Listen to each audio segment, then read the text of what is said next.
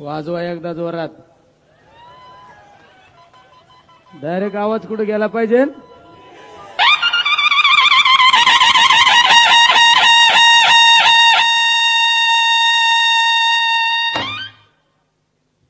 आज या ठिकाणी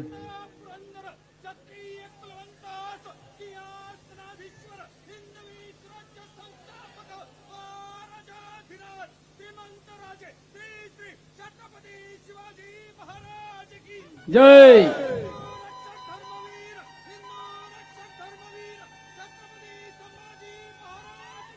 जय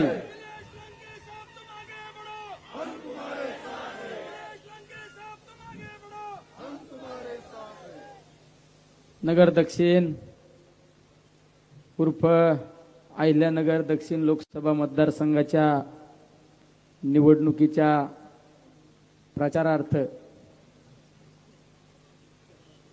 मी तुमचे सर्वांचे आशीर्वाद घेण्यासाठी या ठिकाणी आलेलो आहे आणि तुम्हाला संबोधित करण्यासाठी आपले सर्वांचे नेते, आपलं सर्वांचं दैवत, खऱ्या अर्थाने शेतकऱ्यांची कळवळ असणारा देशातील एकमेव नेता म्हणून ज्या नेत्याकडे पाहिलं जातं असे आदरणीय पवार साहेब, व्यासपीठावरील सर्व मान्यवर मला आता माफ करतील कारण मला उशीर झाला थोडा, त्याबद्दल मी सर्वांची दिलगिरी व्यक्त करतो. सर्वच व्यासपीठावरील मान्यवर आणि समोर बसलेले माझे सर्व तरुण सहकारी, माझी ज्येष्ठ मंडळी, तुमच्या आज या ठिकाणी आशीर्वाद यासाठी घेण्यासाठी मी आलेलो आहे. कारण या मतदारसंघातील गेले कित्येक वर्षापासून प्रलंबित प्रश्न सोडवण्यासाठी मला तुमच्या आशीर्वादाची गरज आहे. या मतदारसंघातील अनेक गोरगरिबांचे अश्रू पुसण्यासाठी मला तुमच्या आशीर्वादाची या ठिकाणी गरज आहे. कारण लोकसभेची निवडणूक ही सर्वात महत्त्वाची निवडणूक आहे, ती म्हणजे देशाचं भवितव्य घडवणारी निवडणूक आहे. कारण आज देशामध्ये लोकशाही जिवंत राहते का नाही हा प्रश्न आपल्या सर्वांसमोर आज या ठिकाणी उपस्थित आहे. डॉक्टर बाबासाहेब आंबेडकरांनी लिहिलेली घटना संविधानच राहतं का नाही ही प्रश्न आपल्या सर्वांसमोर उपस्थित आहे. त्यामुळे आज ही निवडणूक सर्वात महत्त्वाची निवडणूक म्हणून या लोकसभेच्या निवडणुकीकडे आज आपण या ठिकाणी पाहत आहे. बऱ्याच वेळा आपण ग्रामपंचायतच्या निवडणुकीला महत्त्व देतो, त्यानंतर पंचायत समिती, जिल्हा परिषद आणि विधानसभा. आपल्याला वाटतं जाऊ द्या देशाची निवडणूक आहे, लोकसभेची निवडणूक आहे, जाऊ द्या काय करायचं आपल्याला देशाच्या निवडणुकीचं. पण खऱ्या अर्थाने तुमच्या आमच्या सर्वांच्या भविष्यासाठी जी निवडणूक महत्त्वाची असेल ती म्हणजे लोकसभेची निवडणूक, ती म्हणजे देशाचे भवितव्य घडवणारी निवडणूक. आज शेतकऱ्यांच्या हिताचे कायदे करायचे म्हणलं तर आपल्याला केंद्रीय सत्तेमुळेच काही कायदे होत असतात. केंद्राची सत्ता महत्त्वाची असते. आपला भारत देश एक काळ आपण कृषी प्रधान देश म्हणून त्या भारत देशाकडे आपण पाहत होतो. त्या भारत देशातला जर कोणाला कृषी मंत्री विचारलं तर सांगता येणार नाही. आदरणीय पवार साहेबांनी कृषी मंत्री असताना जे काही शेतकऱ्यांच्या हिताचे निर्णय घेतले ते आजपर्यंत अद्यापपर्यंत कुणी असे निर्णय घेतलेले नाही. म्हणजे खऱ्या अर्थाने प्रत्येक शेतकऱ्याला आधार देण्याचं काम केलं असेल ते म्हणजे आदरणीय पवार साहेबांनी. त्यामुळे ही निवडणूक सर्वात महत्त्वाची निवडणूक आहे.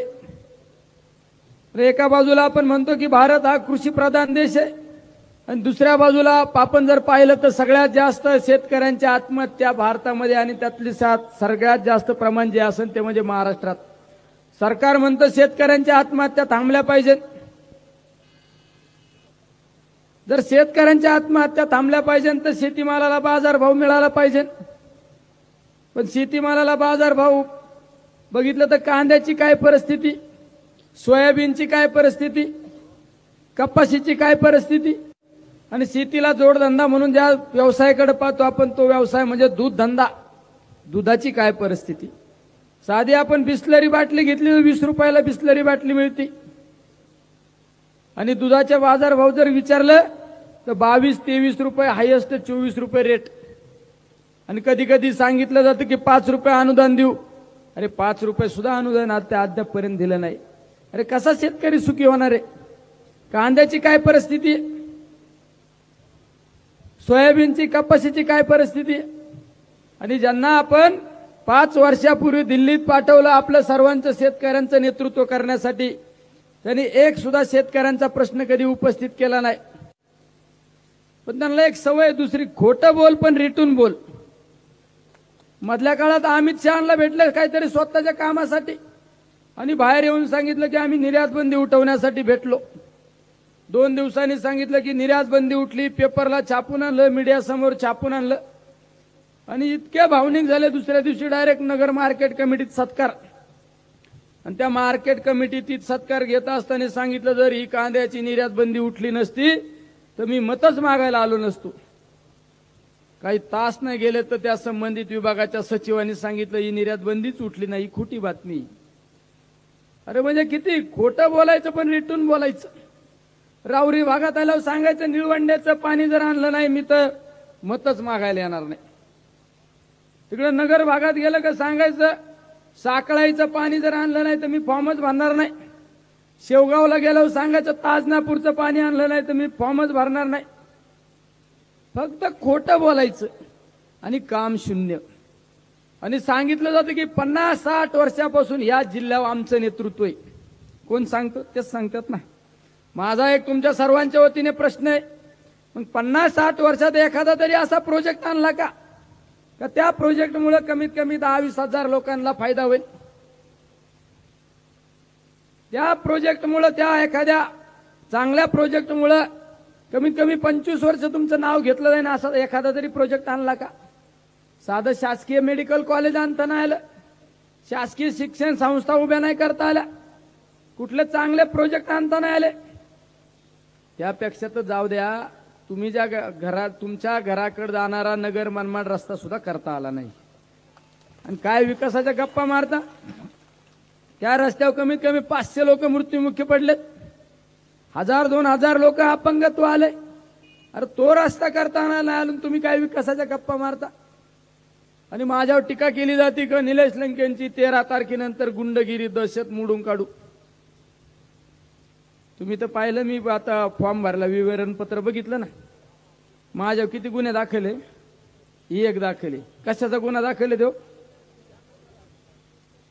शेतकऱ्यांच्या कांद्याचे भाव ज्यावेळेस ढासळले त्यावेळेस मी आंदोलन केलं, शेतकऱ्यांसाठी आंदोलन केलं, तो गुन्हा दाखल आहे म्हणून मी गुंड का? मी गुंड?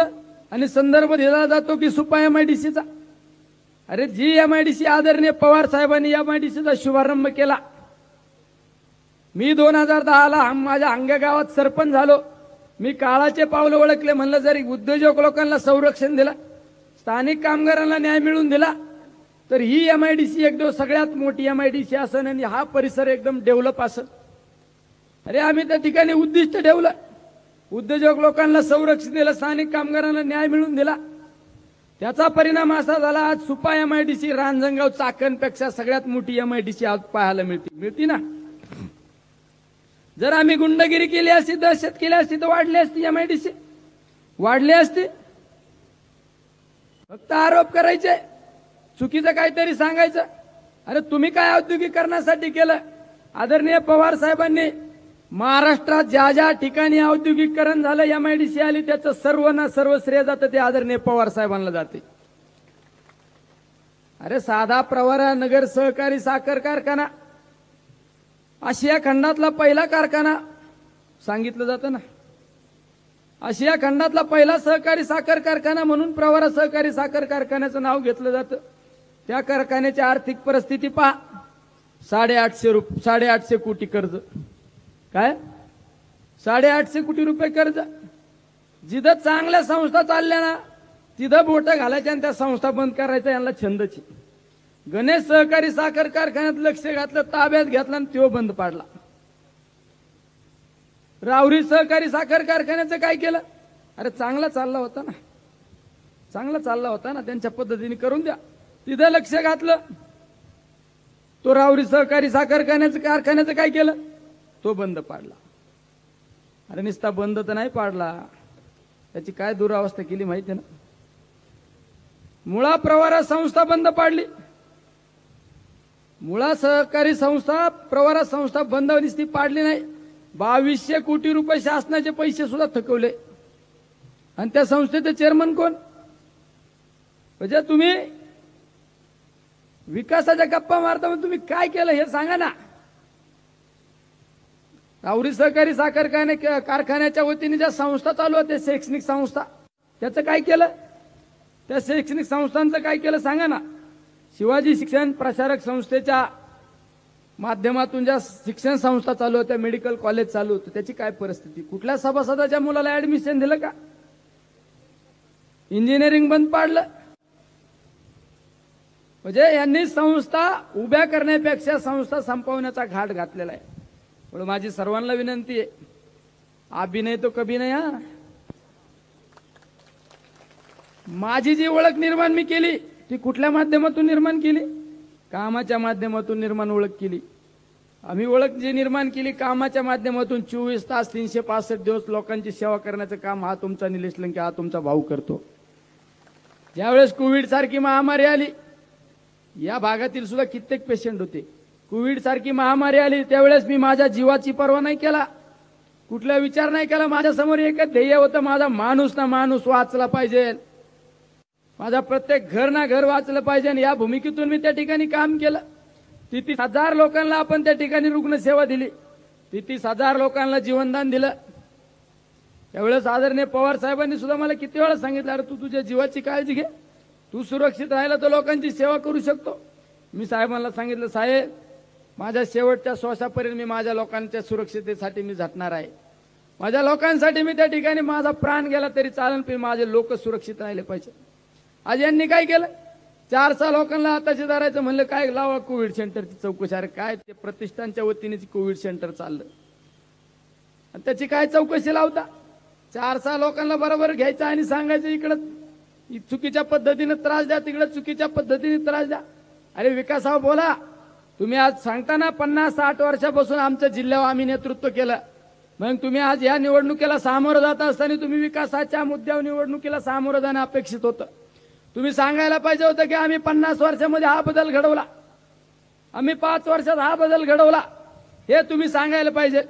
मी एक दिवस खाजगीत पवार साहेबांशी चर्चा करीत असताना सांगितलं, साहेब तुम्ही एवढा गाडीने प्रवास करता, एवढं ट्रॅव्हलिंग करता, तुम्ही हेलिकॉप्टर वापरीत जा, हेलिकॉप्टरने प्रवास करीत जा. साहेबांनी मला सांगितलं, साहेब मला म्हणले मी कित्येक वर्ष झाले राजकारणात आहे, मी या समाजामध्ये राजकारणात आल्यापासून मी काही बदल घडवले आणि काही बदल घडवणे अपेक्षित आहे. मग मी ज्या वेळेस रस्त्याने प्रवास करतो, एखाद्या गावात थांबल्यानंतर मला म्हणले तुझं लक्ष ठेव, मी एखाद्या गावात थांबल्यानंतर शेतकऱ्यांना विचारतो पाणी आहे का, काय पीक आहे, काय परिस्थिती तुमची, ह्या विचार करतो मी. आणि ज्यावेळेस रस्त्याने जाताना पाहतो पिकाची परिस्थिती काय, त्या ठिकाणची परिस्थिती काय, हे सगळं पाहतो. काय आपण काय बदल घडवले आज पाहायला मिळतात. आणि यानंतर काय बदल घडवणं अपेक्षित, 100 वर्षाचा विचार करणारा हा पर्वत आपल्या बरोबर असल्यानंतर ह्या शक्तीला म्हणजे 50-100 वर्षाचा विचार करणारं नेतृत्व आहे.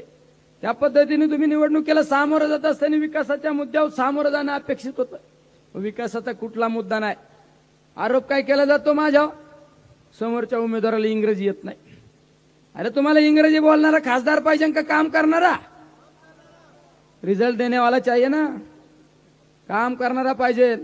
तुम्हाला पण शब्द देतो, आपण शेतकऱ्याचा पुत्र आहे, एकदा तुम्ही मला संधी द्यावं. नाही शेतकऱ्यांच्या प्रश्नासाठी संसद बंद पाडली ना,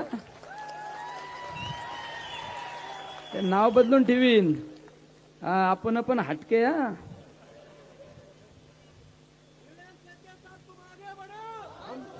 आणि निलेश लंकेचं वाक्य आहे, निलेश लंके जे बोलतो तेच करतो आणि जे करतो तेच बोलतो. दुसऱ्याच्या झेंड्यावर पंढरपूर करण्याची सवय नाही आपली. आमच्या प्राजक्त दादाने काम मंजूर केले आणि नारळ फोडायला दुसरेच भुरटे. अरे हे प्राजक्त दादा बिचाऱ्याने एवढं अवघड खातं ते MSCBचं ऊर्जा खातं. मीच म्हणलं दादा काय ऊर्जा खात्यात घेतलं, दुसरं घ्यायचं ना. दादा म्हणले नाही अवघड खातं आहे ना, ते बघ कसं सोयीचं करतो. आणि सगळ्यात जास्त शेतकऱ्यांच्या बांधावर ट्रान्सफॉर्मर दिले असते ना ते प्राजक्त दादाने दिले असते. सगळ्यात जास्त सबस्टेशन राज्यात कुणी दिले असते ना आतापर्यंत इतिहासात ते प्राजक्त दादाने दिले असते. बरोबर ना कानडे साहेब. मी तर इतका फायदा घेतला या माणसाचा ना, लय फायदा घेतला मी. हे आता पाहिजे होतं रे, घराघरातच डीपी लावून टाकली असती. काळजी नका करू, पुढलं सरकार महाविकास आघाडीचंच आहे. काम करणारं माणसं पाहिजे ना. मी जसं सांगतो ना छाती टोकून, प्राजक्त दादा जसं सांगतात हे केलं ते केलं, त्या मुद्द्यावर तुम्ही निवडणुकीला सामोरं गेलं पाहिजे. तुमचा कुठलाही मुद्दा नाही. तुम्ही वेगवेगळ्या व्यक्तिगत टिप्पा टिप्पणी करण्यावर निवडणूकला लक्ष घालण्यापेक्षा विकासाच्या मुद्द्यावर निवडणुकीत सामोरं गेलं पाहिजे. आरोप प्रत्यारोप करण्यापेक्षा समाजासाठी काय केलं हे सगळ्यात महत्वाचं असतं. त्यामुळे सगळ्यांना या ठिकाणी सांगू इच्छितो, एकदा विश्वास ठेवा रे, एकदा विश्वास ठेवा. हात वर करून सांगा मला. याला तुम्हाला अभिमान वाटणं असं काम करून दाखवू ना. तुमची कॉलर टाईट होईल ज्यावेळेस महाराष्ट्रात फिरताना, राज्य देशात फिरताना लोकांनी ज्यावेळेस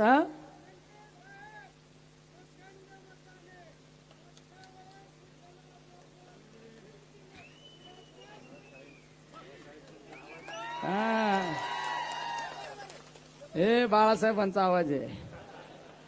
हे माणूस लय हटके. त्या दिवशी रात्री 11 वाजता आमच्या एका कार्यक्रमाला उपस्थित. एवढं माझी तुम्हाला विनंती आहे, तुम्ही एकदा विश्वास ठेवून बघा. अभिमान वाटन तसं काम करून दाखवी. ज्यावेळेस तुम्ही राज्यात फिरताना, देशात फिरताना नगर दक्षिण आणि अहिल्यानगर दक्षिण सांगितलं, लोक म्हणाले तुमचा खासदार एक नंबर काम करतो. काम करणारा माणूस राव, हटके माणूस आहे. लोक बघितलं ना, आमदार पद मिळालं, लोकांची संपत्ती वाढती. माहिती बघितली का? त्याला आमदार होऊन 35 लाख रुपये कर्ज बाजारी झाले मी. म्हणजे आमदार व्हायच्या आधी जरा परिस्थिती जरा बरी होती. हे संपत्ती सत्य प्रेम करणारा माणूस नाही, मी माणसावर प्रेम करणारा माणूस आहे. माणसावर प्रेम करणारा हे सत्ता बित्ताच्या मागे पळत नाही, पैशाच्या मागे कोण पळतो? काय लागत खायला अर्धी भाकर एका टायमाला, संध्याकाळी अर्धी भाकर तिथं कोणी देतं चालता चालता. अरे लोकांसाठी करायचं. ही भूमी छत्रपती शिवरायांची भूमी, ही साधू संतांची भूमी आहे. ज्या साधू संतांनी समाजासाठी गाडून घेतलं त्यांची जयंती पुण्यतिथी साजरी केली जाते. अरे आपण सुद्धा त्यांच्या पावलावर पाऊल ठेवून काहीतरी केलं पाहिजे. समाजाचं कमीत कमी 50 वर्ष लोकांना नाव घेतले पाहिजे. नुसतं मोठ्यापणाच्या गप्पा मारण्यापेक्षा लोक म्हणले पाहिजे अरे खरंच माणूस होऊन गेला. एवढं समाजासाठी काम करण्यात ध्येयवेडे माणसं आहेत आम्ही, ध्येयवेडे.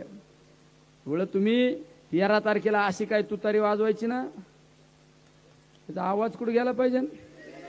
ते दिल्लीत बसलेले आहेत ना, यांनी लय नाव ठेवले भारी. ते दिल्लीवाल्यांचं काहीतरी ठेवलं ना, दिल्लीला असा आवाज गेला पाहिजे ना, दिल्लीवाल्यांच्या डायरेक्ट कानथाळ्याच बसल्या पाहिजे आणि आदले मधले तर उडूनच गेले पाहिजे. बरोबर आहे ना?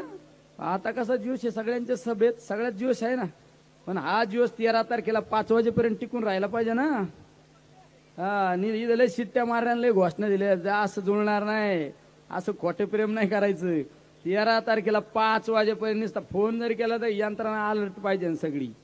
आणि जे सांगत ना यंत्रणेला एकदा सांगा तुमच्याकडे यंत्रणा असेल डब्या डुब्यावाली, आमच्या कडू साहेबांच्या भाषेत. पण आमच्या सारखे जीवा भावाचे लोक निलेश लंके बरोबर आहे. आणि हा इतिहास आहे महाराष्ट्राचा, हा भारताचा इतिहास आहे. ज्या ज्या वेळेस क्रांतिकारक घराघरातला क्रांतिकारक बाहेर आला ना, इंग्रजांना चलो जाऊचा नारा दिला आणि इंग्रजांना काढून दिलं, भारत स्वातंत्र्य झाला. हे तर लय सोपं आहे. हे तर सगळ्यांनी निवडणूक हातात घेतलेली, जनतेने निवडणूक हातात घेतल्यानंतर काय होत नाही. म्हणजे दुनिया बदल गई है, झुकती है दुनिया, झुकाने वाला चाहिए. कशाला? पाण्याचं काळजी नका करू. पाणी ज्यांच्यात आहे ना तोच पाणी सोडणार आहे. ज्यांच्यात पाणी नाही ना त्यांच्याकडून अपेक्षा नका धरू. आम्ही आहे ना दोघं पाणी सोडायला. अरे कोण कसं पाणी सोडत नाही ना, तुम्ही काळजी नका करू. याला नाही ते ताईत असतात ना, ते तुम्ही काळजी नका करू. मी आमदार झालो पारनेर मतदारसंघात, एक दिवस पाण्याची अडचण येऊन दिली. तसा दक्षिणेचा खासदार झाल्यावर काय कुठं पाण्याच्या अडचण यावर नाही, सरळ करून टाकलं ना सगळं. आपलं नातं शेतकऱ्यांशी, शेतकरी खुश तर आपण खुश. हे तर एकदा गुन्हा दाखल झाला शेतकऱ्यांसाठी आपण जेलमध्ये जाऊ शकतो तुम्ही काही काळजी करू नका आपण लय खंबीर आहे पक्का आहे आमच्यात आता साम्य आहे प्राजक्त दादा जरा हुशार आहे प्राजक्त दादा हुशार मी जरा थोडा अशी जोडी जुळत आहे ना दोन्ही हुशार असल्या खटके उडतात आहे का नाही साहेब दोन्ही हुशार असल्या खटके उडतात जरा दादा हुशार दादा मला मार्गदर्शन करायला आणि मी लढायला आहे ना खंबीर बरोबर आहे का नाही हा हे तर शोले की दोस्ती आहे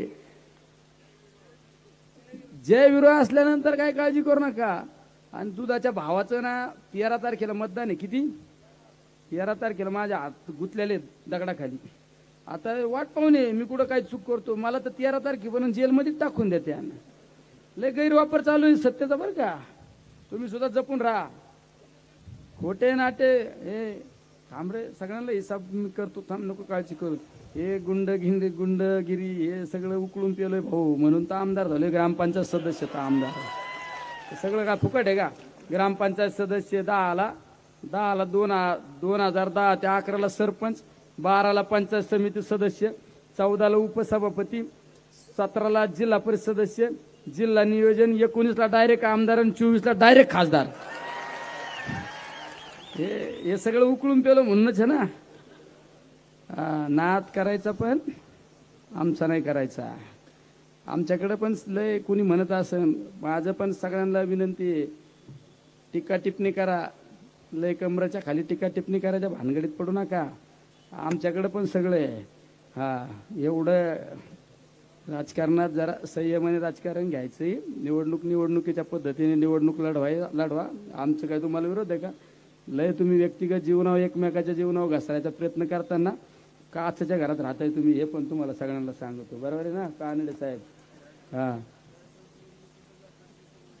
4 टन प्लेनने कोण कुठं जाते आपल्याला नाही आपण संयमी मी पवार साहेबांचा मावळा आहे पवार साहेब मी काय थोडं चुकीचं बोललो गेलं कानदार त्यांना हे नीट राहा हा गाडीतच घालून घेऊन जाते त्याच्यामुळं आपण पण जरा आक्रमकपणा कमी करतोय आपला हेडमास्तरच आपलं जरा संयमी येतं आपणच संयमान राहायचं पण हेडमास्तर कसं आहे एक गुगली टाकली तर डायरेक्ट महाविकास आघाडीचं सरकारच होते हा कुणी म्हणत होतं का काँग्रेस राष्ट्रवादी शिवसेना का गाडी सर पण डायरेक्ट पवार साहेब पॉवर इज द पवार आणि पवार इज द पॉवर साहेबांनी आस्ती गुगली आता पडणार आहे ना साहेबांचे डायरेक्ट केंद्रात महाविकास आघाडीचं सरकार आहे का नाही आणि 4 तारखेला असा निकाल लागणार आहे ना आपला अशी बातमी येणार आहे टीव्हीला काय नगर दक्षिण लोकसभा मतदारसंघ उर्फ अहिल्यानगर लोकसभा निवडणुकीचे विजयी उमेदवार निलेश ज्ञानदेव लंके जायंट किलर अशी बातमी येणार आहे सगळ्यांना धन्यवाद जय हिंद जय महाराष्ट्र धन्यवाद यानंतर ज्यांना ऐकण्यासाठी आपण सगळेजण आसुसलेलो आहोत असे या भारत देशाचे नेते मंडळी आजही देशाचा कृषी मंत्री कोण असा जर प्रश्न सर्वसामान्य शेतकऱ्याला विचारला ज्यांचं नाव येतं असे सन्माननीय शरदचंद्रजी पवार साहेब महाराष्ट्राची अस्मिता जोरदार आपण स्वागत करूया राष्ट्रवादी काँग्रेस पार्टीचा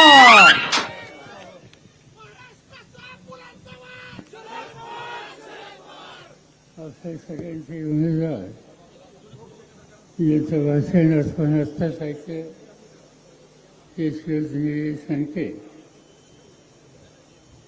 माजी खासदार प्रसादराव तनसुरे आमदार लहू कांबळे ज्यांचे विचार आपण असताच ऐकले ते आमदार फाजेचे तनसुरे माजी आमदार दादाभाऊ कळमकर जिल्हा अध्यक्ष राजेंद्र फाळके जिल्हा परिषदेचे माजी अध्यक्ष अरुण कडू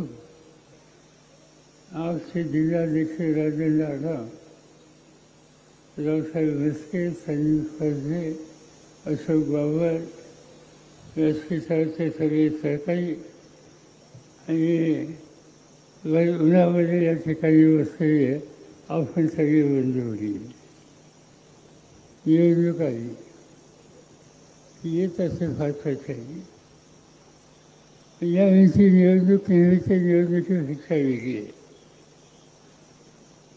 आणि विशेषतः या मतदारसंघामध्ये आणखी वेगळी आहे.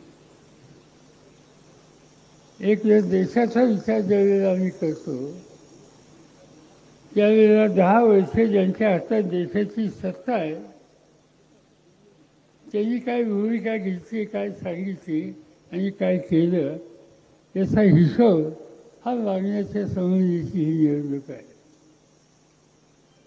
मला आठवत आहे 5 वर्षाच्या पूर्वी 10 वर्षापूर्वी देशाचे प्रधानमंत्री नरेंद्र मोदी अनेक ठिकाणी जात होते आणि डॉक्टर मनमोहन सिंगांच्या टीका करत होते. त्यांचं भाषण द्यायचे. माझ्याकडे त्याची कॉपी आहे. आता मी शोधत होतो, मिळालं नाही. त्यांचं भाषण द्यायचं ते एकच सांगा, महागाई महागाई महागाई. आणि त्यांनी सांगितलं की माझ्या हातात सत्ता द्या, 50 दिवसाच्या आत 50% किमती कमी करतो. पेट्रोलचा दर काय होता 71 रुपये लिटर त्यावेळेला. त्यांचे 50 दिवस आहे पण 3650 दिवस झाले. आज काय भाव आहे? तो जो भाव 71 होता तो आज 106 झाला. हा 50%चा हिशोब. या पद्धतीनं महागाई केली. घरामध्ये स्वयंपाक करायला गॅस लागतो.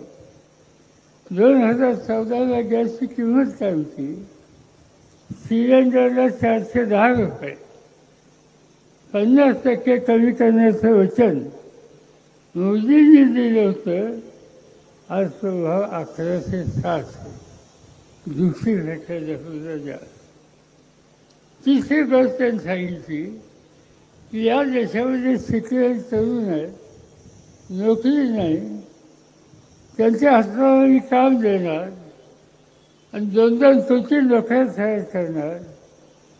या जगामध्ये एक संस्था आहे, सगळ्या देशांनी काढली, तिचं नाव इंग्रजीमध्ये ILO, इंटरनॅशनल लेबर ऑर्गनायझेशन.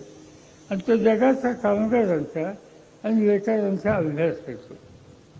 त्या संस्थेने अभ्यास केला आणि हिंदुस्थानचा अभ्यास त्यांनी मांडल्यावर जगाच्या समोर की या देशामध्ये 100 तरुण घेतले त्याचे 87 तरुण आज नोकरीला वंदळ घेत आहेत आणि दुःखी परिस्थितीत आहे.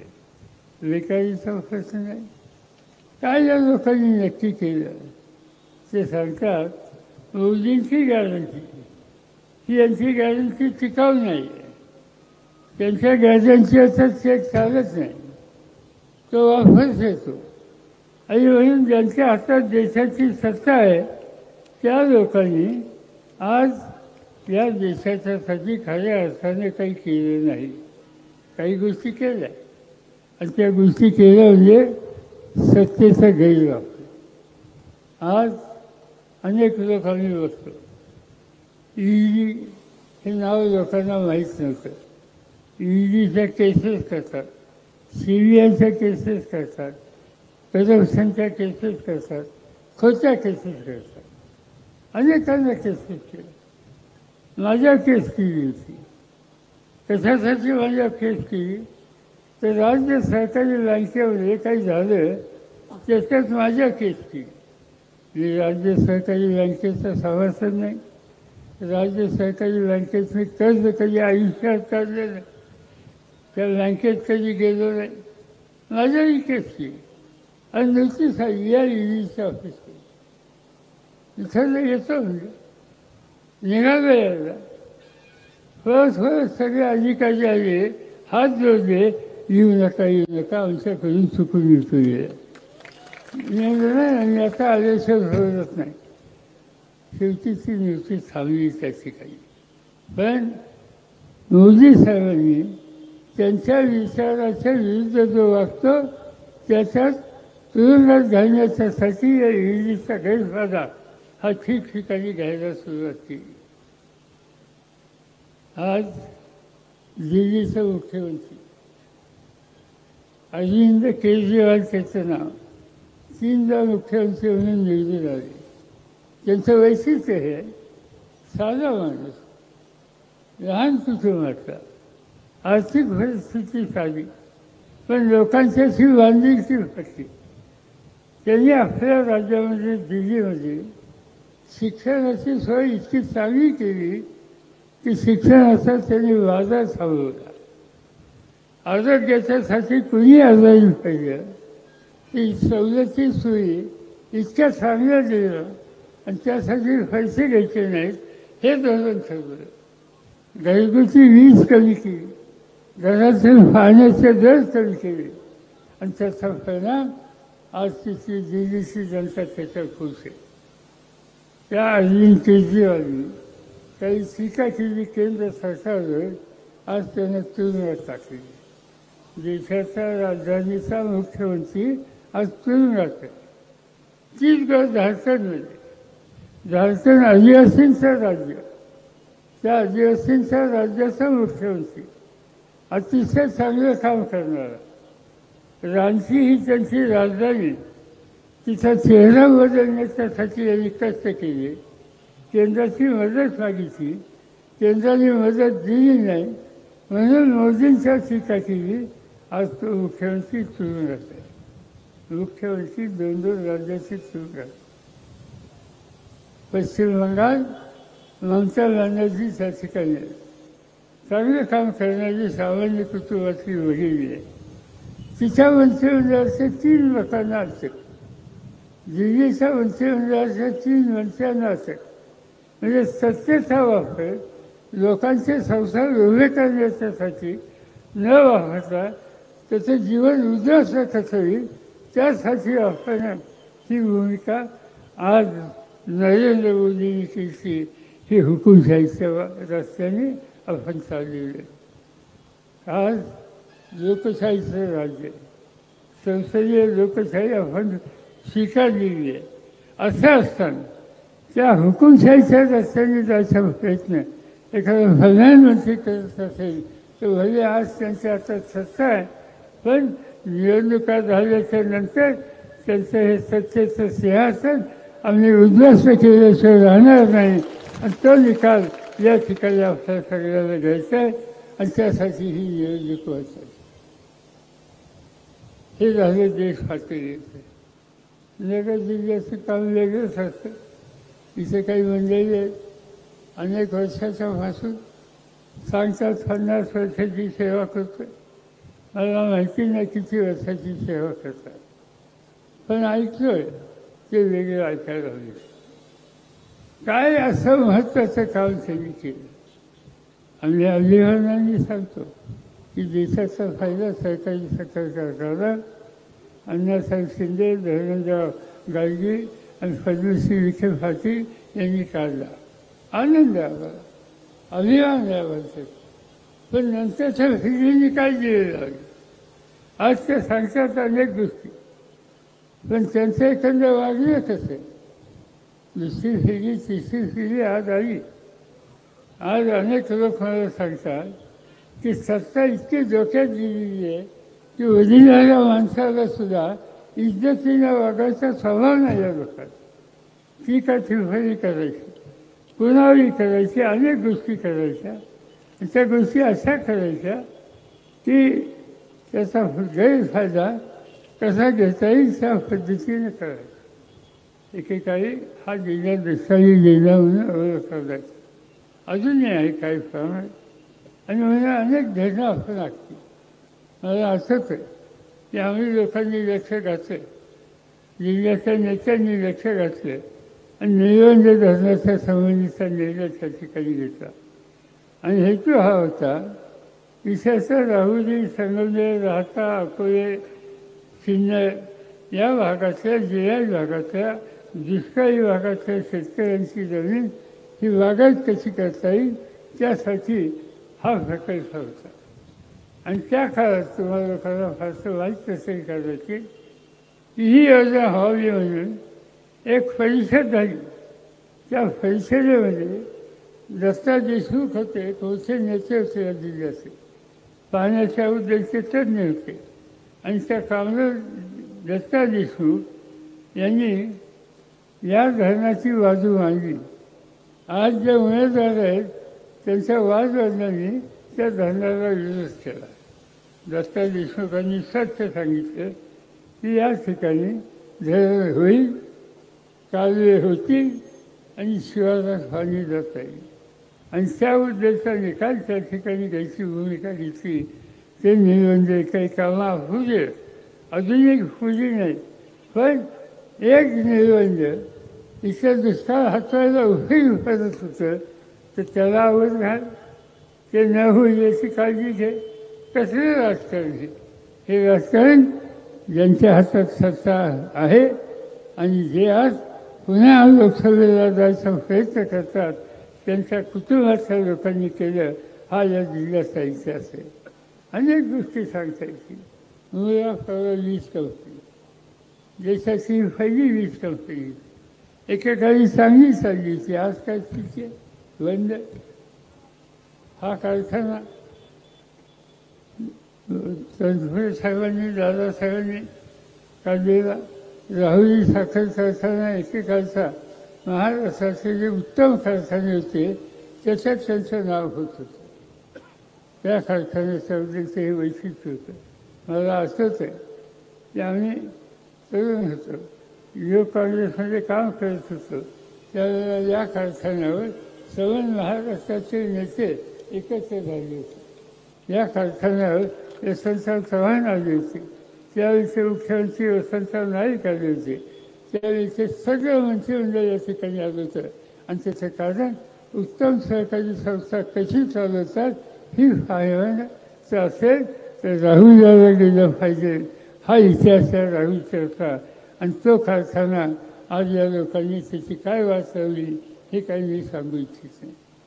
याचा अर्थ एकच आहे, चांगल्या गोष्टी चालून द्यायच्या नाही. आणि त्या सगळ्या गोष्टीचा परिणाम आज या ठिकाणी झाली. देशामध्ये आणि राज्यामध्ये ठिकठिकाणी मेडिकल कॉलेज काढायचे निर्णय घेतले, अनेकांनी घेतले. चांगले कॉलेजेस काढली, सरकारी कॉलेजेस काढली, देणगी प्रकार नाही. पण इथं ते होऊन गेलं नाही.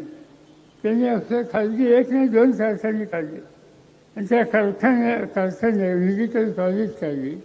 आणि त्या कॉलेजमध्ये प्रवेश कसा होतो याची माहिती माझ्यापेक्षा कदाचित तुला सगळ्यांना असेल, म्हणून मी त्याच्या खोल्यात जात नाही. पण या सगळ्या गोष्टी एकच सांगतात की सत्तेचा गैरवापर, दमदाटी, सामान्य माणसाला घाबरून सोडायचं. पण मी आता सांगू इच्छितो की आज या निवडणुकीमध्ये आपल्या सगळ्यांच्या वतीने उमेदवार असा दिला तर दिसायला फाटका आहे, 10/10च्या खोलीत राहतो. पण काय गडी आहे, निवडणूक होऊ द्या मग गावी सगळं त्यांचं सर्व. आणि त्यामुळे त्या उमेदवाराच्यामुळं आज एक उत्तम प्रकारची व्यक्ती या ठिकाणी तुमच्यासमोर सादर केली. आणि जी काही संकट आहे ती संकटं दूर करण्याच्या उद्देशाची ताकद या फाटक्या माणसाच्या उद्या आहे. आणि म्हणून उद्याच्याला कापूस उत्पादकांचा प्रश्न असेल, सोयाबीन उत्पादकांचा प्रश्न असेल, तूर आणि कांदा उत्पादकांचा प्रश्न असेल, बेरोजगारांचा प्रश्न असेल किंवा स्पर्धा परीक्षेमध्ये सहभागी झालेले मुलं मुली त्यांचं दुखणं असेल, या सगळ्या दुखण्याला उत्तर आज निलेश मोदी आहे. त्या निलेश मोदीच्या वारसात हे काम होऊ शकतं. आणि म्हणून सांगितलं जातं कोणत्या भाषेत बोलणार. मगाशीच मी सांगितलं तिच्या 18 भाषेत बोलतायत, तिच्या 18 भाषेचे अनुवादक असतात, कानाला मशीन लावता येतं. मी मराठीत बोललो तर कर्नाटकाचा माणूस असो, तामिळनाडूचा माणूस असो, काश्मीरचा माणूस असो, त्याला त्याच्या भाषेत माझं भाषण हे सांगितलं जातं. आणि मंत्र्यांना, प्रधानमंत्र्यांना सुद्धा सांगितलं जातं. आणि त्यामुळं मी इंग्रजी बोलतो त्यामुळे मी फार छानच झालो असं काही समजायचं काही कारण नाही. ते तुमचं इंग्रजी तुम्हाला लक्षात, आम्हाला इथं फाटका माणूस पण फाटक्या समाजाच्या हिताची जपणूक करणारा. आणि मराठीमध्ये अगदी आमच्या गावरान मराठीमध्ये बोलणारा माणूस त्या ठिकाणी हवा आणि तो हात आम्ही या ठिकाणी निलेशच्या रूपानं तुम्हाला सगळ्यांना दिला. त्यांना मोठ्या मताने विजय करा. त्यांची खून तुतारी वाजवणारा माणूस, त्यासाठी घोटाळा केला लक्षात ठेवा. हे लोक घोटाळे करायला फार हुशार आहेत. त्यांनी आणखी एक माणूस वीरचा उभा केला. त्याने नुसती तुतारी दिली, नुसती तुतारी, माणूस नाही, नुसती तुतारी. अवशी खून काय, तुतारी वाजवणारा माणूस, माणूसही पाहिजे, तुतारी पाहिजे. यांनी लक्ष दिली की नुसती तुतारी ठेवली. नुसती तुतारीचा आवाज दिल्लीला पोचणार नाही. दिल्लीला आवाज पोचायचा असेल तर ती तुतारी कोण फुकली पाहिजे, त्यासाठी माणूस पाहिजे. आणि म्हणून तुतारी वाजवणारा माणूस ही खून निलेश लंकेंची आहे. त्याला मोठ्या मताने विजय करा. आणि आणखी माझे 3-4 सभा आहेत, त्यामुळे अधिक न बोलता मी आपल्या सगळ्यांची रजा घेतो. जय हिंद, जय महाराष्ट्र. धन्यवाद पवार साहेब. यानंतर विराट खरे पाटील आज अहमदनगर लोकसभा मतदारसंघाचे महाविकास आघाडीचे उमेदवार आमदार निलेशजी लंके साहेब फिक्स खासदार यांच्या प्रचारार्थ देशाचे नेते माजी कृषी मंत्री खासदार शरदचंद्रजी पवार साहेब, प्राजक्तदादा तनपुरे